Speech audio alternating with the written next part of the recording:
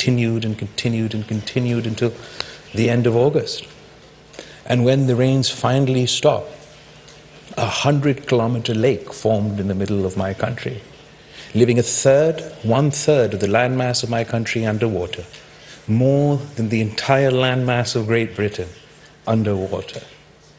1 in 7 people, 1 in 7 of my population, 33 million people affected, of which 16 million, as I mentioned, are children. 600,000 are pregnant women waiting to give birth under the open sky. 1,700 people have passed away so far, a third of which are children. The climate devastation has left more than 1 million houses destroyed, 4.3 million acres of standing crop underwater. The UN World Health Organization, has warned of a second catastrophe in the form of a health catastrophe with waterborne diseases spreading at epidemic proportions. We have concerns about food security following the flood damage, and then in addition to that, the economic consequences of this tragedy is already being felt and will continue to get worse if we're unable to address it.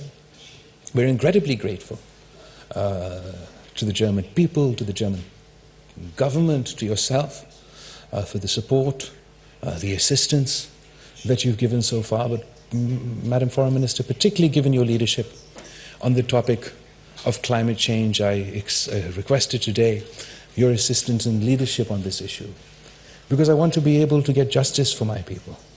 As the United Nations Secretary General said, it is not a question about charity, it's a question of justice. Pakistan produces less than 1% of the global carbon footprint, 0.8%. But we are amongst the 10 most climate-stressed countries on the planet. And that surely is unfair, that these 33 million people are currently paying in the form of their lives, in the form of their livelihoods, for the consequences of climate change that are a result of global action. And I hope that the solution of this global problem is also collective, is also global, because we too aspire to build back in a greener manner, in a more climate resilient manner, in a manner that has positive implications for our environment, that allows us to adapt, to mitigate, to transition for the challenging times to come. And your leadership and support would be very much appreciated during this phase. Frankly, Pakistan needs its own green revolution and green politics. My visit to Germany builds on successful exchanges that we've been having over the recent months, not only at our level, whether it is your visit to Pakistan or our phone conversations, but we've also had the various ministers, climate change, commerce, Minister of State, having visited Germany earlier, and I am building on much of that work. I am confident that the mutual desire to deepen our bilateral relations would prove to be a win-win for both our countries. We had good discussions on ways to enhance our collaboration in trade and investment, in higher education, technology, and people-to-people exchanges. We have a significant number of Pakistani community in Germany, and in addition to the positively contributing to German society, is also a strong bridge between our two countries. Similarly, Germany is a popular destination for our students to pursue higher educational studies, and we must work together to facilitate and create more opportunities for such engagement. Germany is one of our largest trading partners in Europe, and our trade has registered an increase in recent years. The GSP Plus status has also positively contributed, as it has proved to be mutually beneficial undertaking, and we count on your continued support for the renewal of the GPS Plus status for Pakistan. We also discussed the establishment of a formal Pakistan-Germany Chamber of Commerce in Pakistan, which would be vital stepping stone to materialize the envisioned economic engagement. Our discussion on regional issues were also useful. We remain concerned over the ongoing war in Ukraine and continue to emphasize the necessity of dialogue and diplomacy to settle this conflict. As a gesture of solidarity, despite our own economic difficulties, despite the fact that Pakistan is largely an aid-receiving country, and there are two countries that we make an exception for.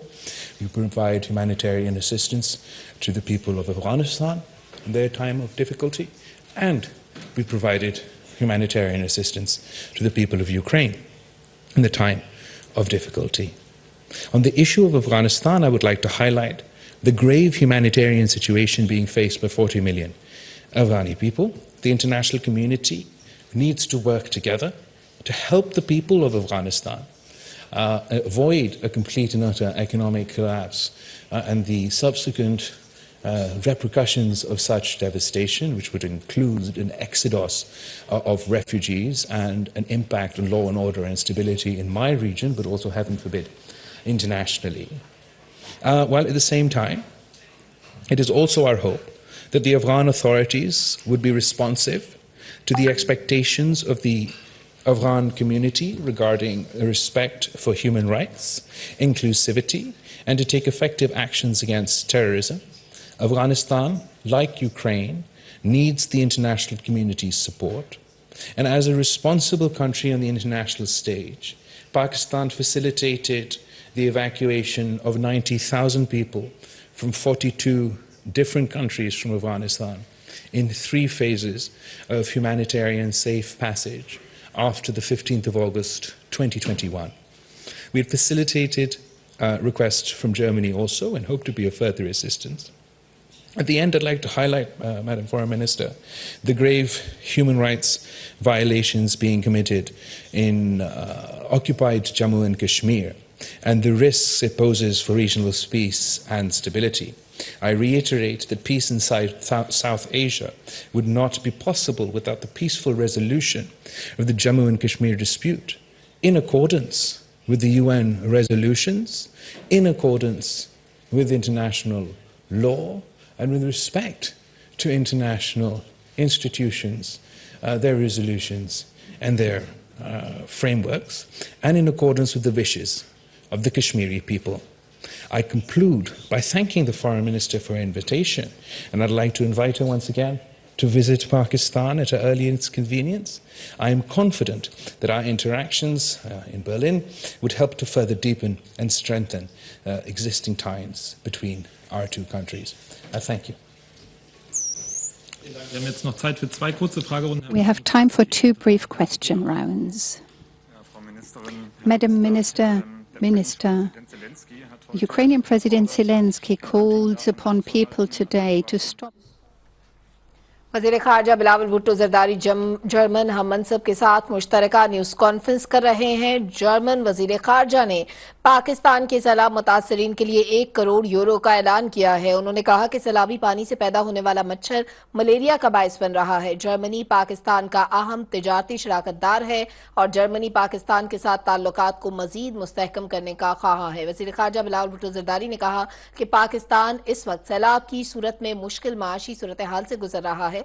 तबाहकुन सैलाब ने पाकिस्तान में बड़ी तबाही मचाई है और बीमारियां फैल रही हैं।